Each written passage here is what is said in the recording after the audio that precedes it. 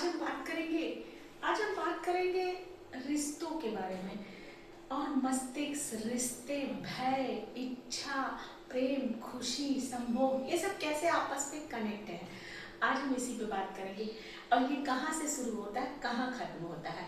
और लोग आज के युग में नवयुवक बच्चे जो ज़्यादातर इन सब चीज़ों के लुप्त में फंसे हुए हैं, मैं वही बताना चाहती हूँ कि आप इन सब से निकलिए। कैसे ये जुड़े हुए हैं और कैसे ये काम करते हैं आपकी बॉडी और माइंड लेवल पे, और कैसे आपको इन सब से रिलैक्स मिलेगा। तो सबसे पहले हम हमारे दिमाग में क्या होता है, एक विचार। सबसे पहले हमारा दिमाग से शुरू होता है।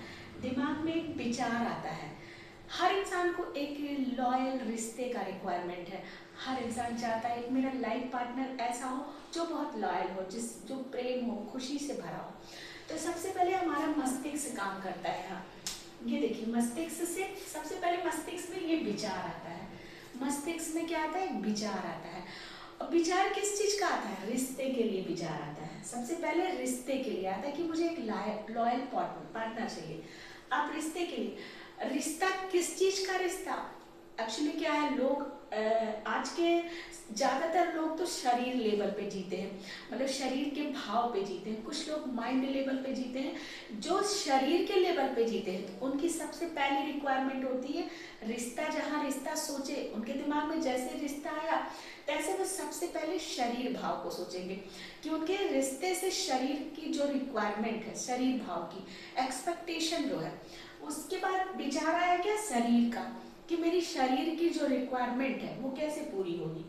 अब शरीर की रिक्वायरमेंट की बात जैसे ही आती है तैसे एक भय उत्पन्न होता है। भय इसलिए होता है क्योंकि शरीर की रिक्वायरमेंट तो संभोग की है, और जैसे ही संभोग का सोचेंगे उससे पहले ही भय आ जाएगा। क्योंकि भय इसलिए आता है क्योंकि इस चीज़ को छिपा के रखा गया है। इस चीज़ को लोग ज़्यादातर ओपनली नहीं बोलते, नहीं बताते, नहीं जानते, नहीं समझते जानते हैं सब, लेकिन वो समाज में खुलापन नहीं है हमारे। तो इसके लिए हम इसकी बातें नहीं कर सकते हैं।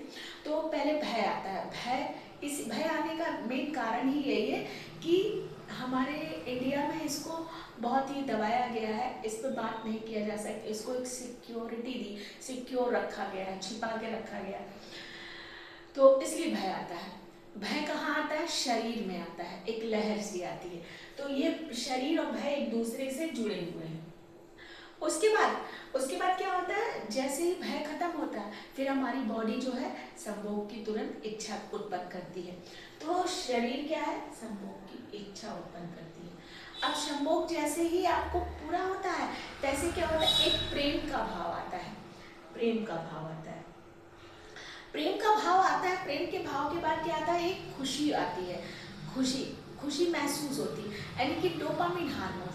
खुशी कहाँ से आती है, वो हमारे ब्रेन से आती है, हमारे दिमाग से आती है। तो यानी कि सब कुछ कहाँ से स्टार्ट होता है, हमारे दिमाग से, और खत्म भी होता है यहीं पे। जब रिश्ता जुड़ने के पहले ये सब होता है, लेकिन जब रिश्ता टूटता है तो इन सब का भुगतान कौन भोगता है, हमारा दिमाग, हमारा माइंड। यानी कि सब खत्म भी यहीं से होता है, शुरू भी यहीं से होता है। तो आपको ये समझना होगा कि हमें सबसे पहले अपने माइंड को समझना होगा। इन रिश्तों को समझने, निभाने, करने से पहले अपने दिमाग को समझना होगा। समझना ये होगा कि ये बार बार जो जुड़न और टूटन हो रहा है, आज के नवयुवक बच्चे जो हैं, जो पढ़ाई स्टूडेंट लाइफ में है, उनके साथ कुछ ज़्यादा ही हो रहा है।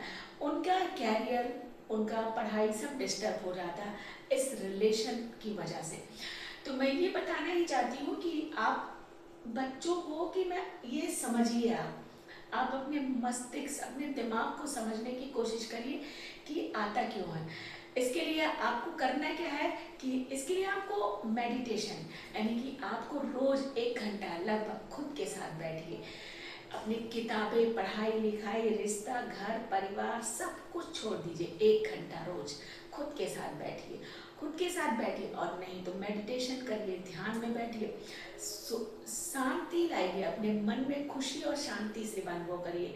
जब आप अपने मन को शांत करेंगे, इन सब चीज़ों को हटा देंगे, तो बहुत क्लैरिटी आएगा। तब आपको समझ में आएगा कि बार बार क्यों आ रहा है, क्यों हो रहा है, हमें ये दुख क्यों आता है, कहाँ से आता है। और मैं यही बताना चाहती हूँ, इसमें क्लियर करना चाहती हूँ कि आप अपने माइंड से सब कुछ होता है, तो अपने माइंड को सही करिए, समझिए।